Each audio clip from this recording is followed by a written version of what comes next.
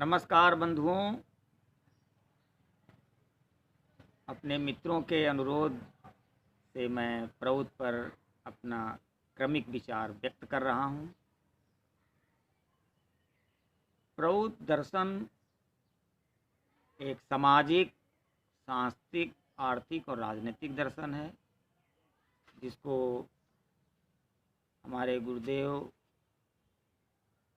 जिनका दार्शनिक नाम श्री प्रभातचंद्र सरकार है, उन्होंने प्रतिपादित किया। प्रौध 3 अक्षरों के संयोग से बना है, प्रा, उ और ता।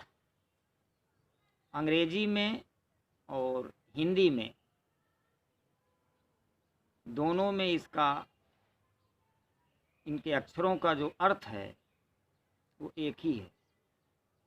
हिंदी में प्रा से प्रगतिशील, उ से उपयोग, ता से तत्व।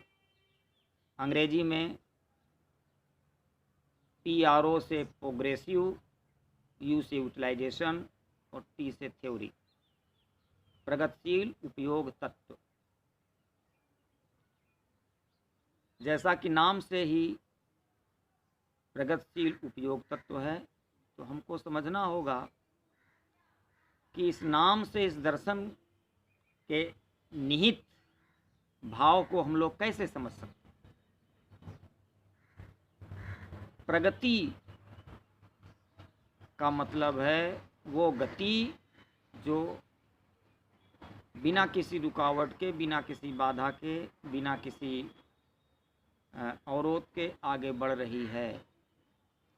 और ये चीज़ें जो हैं, जिसमें कोई खतरा नहीं है, जिसमें कोई काउंटर रिएक्शन नहीं है, ऐसी जो गति, ऐसी जो प्रगति है, वो केवल संभव है आध्यात्मिक क्षेत्र।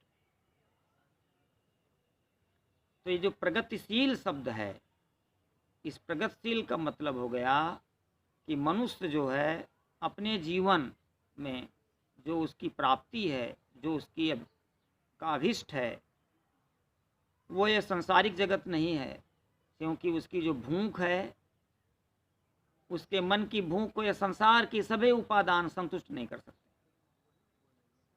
संसार की सभी चीज़ें यदि उसको मिल जाएं तो भी वो भूखा रहेगा। उसकी जो भूख है मन की, वो है अनंत। और अनंत एक ही सत्ता है, ब्रह्म, परमात्मा, परम पुरुष। परम पुरुष अनंत हैं, वही अनंत सत्ता, वही सच्चित आनंद सत्ता मनुष्य के मन की जो भूख है, मन का जो अभाव है, उसको पूरा कर सकते।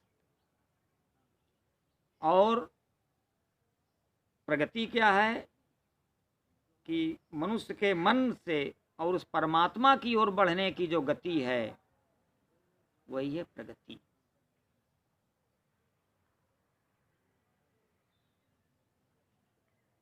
अब इस प्रगति को प्राप्त करने के लिए हमारा जो ये शरीर है, मन है, आत्मा है, इसका जो अस्तित्व है, इसका मेंटेनेंस होना चाहिए। जहाँ कोई एग्जिस्टेंस होता है, अस्तित्व होता है, उसका मेंटेनेंस होता है। मेंटेनेंस कैसे होगा? उपयोग से। जैसे हमारे शरीर के लिए कपड़े चाहिए, भोजन चाहिए, औषधि चाहिए, रहने के लिए आवास चाहिए, शिक्षा चाहिए, यातायात चाहिए, बिजली, पानी, बहुत सी चीज़ें चाहिए। तो ये जो हमारी आवश्यकताएं हैं, इन आवश्यकताओं को हम विभिन्न उपादानों के उपयोग से पूरा करते हैं। तो प्रगति तब संभव है कि मन जो है, जिस इस शरीर रूपी वाहन से संचालित हो रहा है, इसका भी मेंटेनेंस हो। और ये मेंटेनेंस, इस अस्तित्व की का देख रेख जिस दर्शन से, जिस विचार से हो रहा है, वही है प्रगतिशील उपयोग तत्व। प्रगतिशील केवल आध्यात्मिक क्षेत्र में प्रगति हो सकती है, जैसा कि मैंने पूर्व में कहा था। भौतिक क्षेत्र में केवल विकास हो सकता है, गति हो सकती है, प्रगति नहीं हो सकती। और उपयोग का मतलब होता है कि हमको जिस चीज़ की आवश्यकता है उतना ही हमको मिले, ये हमारा उपयोग हो गया। इच्छा और आवश्यकता दो चीज़ें हैं। मनुष्य की इच्छाएं अनंत हैं किंतु आवश्यकताएं सीमित हैं, जबकि पूंजीवादी अर्थशास्त्र बताता है कि आवश्यकताएं अनंत हैं। ये बहुत ही भ्रांतिपूर्ण है, बहुत ही गलत है। आवश्यकताएं किसी की भी अनंत नहीं है, सभी की आवश्यकताएं सीमित हैं। ज़्यादा भोजन यदि आप खा लेंगे तो आपको नुकसान करेगा। एक जोड़ी से ज़्यादा कपड़े आप पहन लेंगे तो लोग आपको पागल समझेंगे। जितनी दवा खानी उससे ज़्यादा खा लेंगे तो आपको क्षति करेगी। एक वाहन से ज़्यादा आप 2 वाहन में एक साथ बैठ नहीं सकते हैं, 2 घर में एक साथ रह नहीं सकते हैं। जो आपकी आवश्यकताएं हैं वो तो बिल्कुल नपी तुली हैं, सीमित हैं। अर्थशास्त्र बताता है कि आवश्यकताएं असीमित हैं, हमारी इच्छाएं असीमित हैं। आवश्यकताएं हमारी सीमित हैं, आवश्यकताएं हैं हमारी फिजिको साइकिक और इच्छाएं हमारी हैं साइको फिजिकल। हमारा मन सोच सकता है कि हमारा मकान पूरे सब दुनिया के सब शहरों में हो, ये सोच सकता है हमारा मन। हमारा मन तो चंद्रमा और सूर्य में भी सोच सकता है कि वहाँ भी जो है हमारी उपस्थिति हो, उसमें लोग लगे हुए। ये हमारी इच्छाएं हैं। इच्छाएं भौतिक साधनों से पूरी नहीं होगी, क्योंकि मेरी इच्छाएं अनंत हैं, सभी की इच्छाएं अनंत हैं।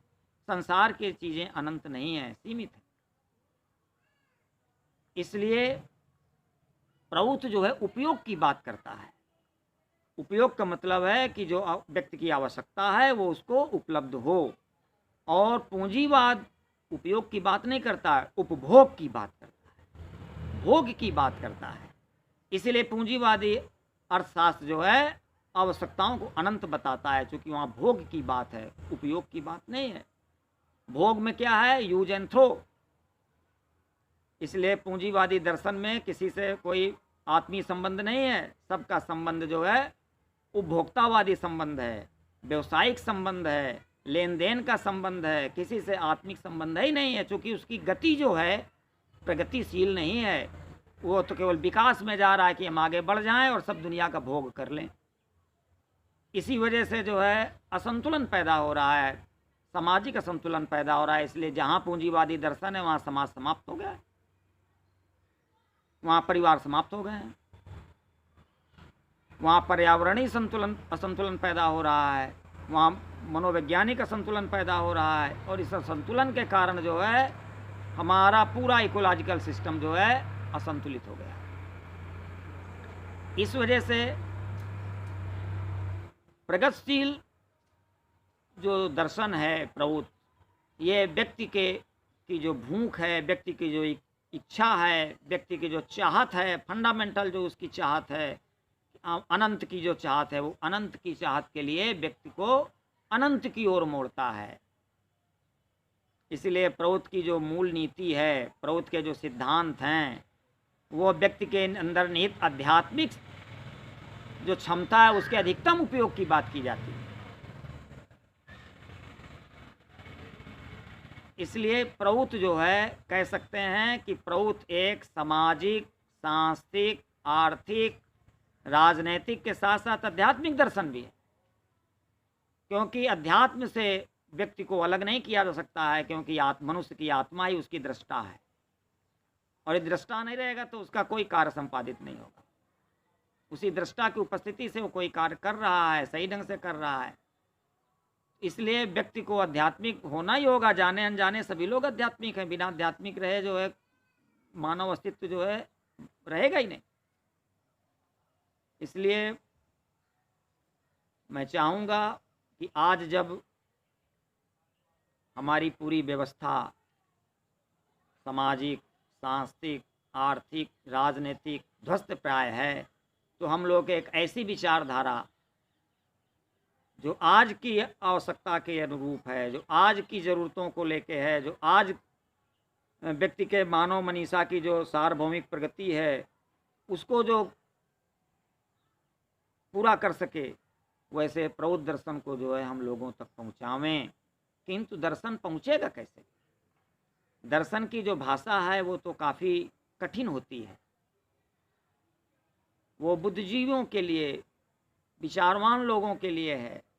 इसलिए प्रौत के दर्शन का जो सैद्धांतिक पक्ष है वो बुद्धिजीवियों के चर्चा का विषय है, वो विचारकों के विवेचना का विषय है। किंतु प्रौत की जो नीति हैं, जो उन सिद्धांतों को धरती पर उतारने का कार्य करेंगी, उन नीतियों को हम जो है पहुँचावें, उन नीतियों को लागू करने के लिए जिन योजनाओं की ज़रूरत है उन योजनाओं को हम बनाएं। योजनाएं बनेंगी क्षेत्र के अनुसार, हर क्षेत्र की योजनाएं अलग अलग होंगी। तो हम उन योजनाओं को उस क्षेत्र के लोगों के पास पहुंचावें, और वो योजनाएं बिना किसी कार्यक्रम के कार्यान्वित नहीं होंगी। इसलिए उन कार्यक्रमों को प्रस्तुत करें, और उन कार्यक्रमों को सफल बनाने के लिए ज़रूरत पड़ेगी रणनीति की। तो हम उस क्षेत्र में जाके वहाँ एक नेतृत्व का सृजन करें, और उस नेतृत्व को उस रणनीति में शिक्षित और प्रशिक्षित करें।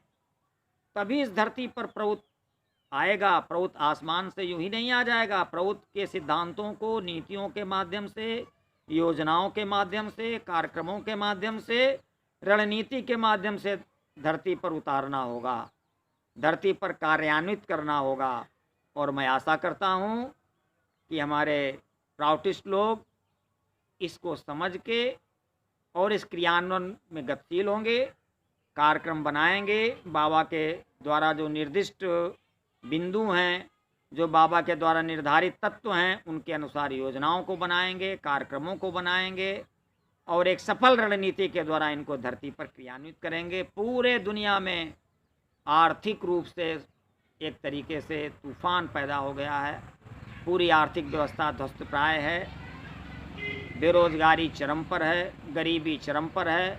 लोगों में इतना आक्रोश है कि अभी जस्ट जो है एक दिन पहले अमेरिका में लोगों ने विद्रोह कर दिया।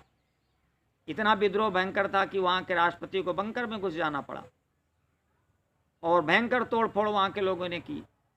पूरे दुनिया के लोग आक्रोशित हैं इस पूंजीवादी व्यवस्था के विरुद्ध में। हम प्राउटिस्टों का कर्तव्य है कि हम लोग इस पूंजीवाद और साम्यवाद के विकल्प के रूप में इस प्रौत दर्शन को लोगों के सामने प्रस्तुत कर सकें। प्रौत प्रस्तुत करने का मतलब केवल सैद्धांतिक नहीं है, व्यवहारिक रूप से प्रस्तुत कर सकें। और मैं आशा करता हूं कि इस चीज़ को हमारे प्राउटिस्ट लोग आगे बढ़ाएंगे। नमस्कार।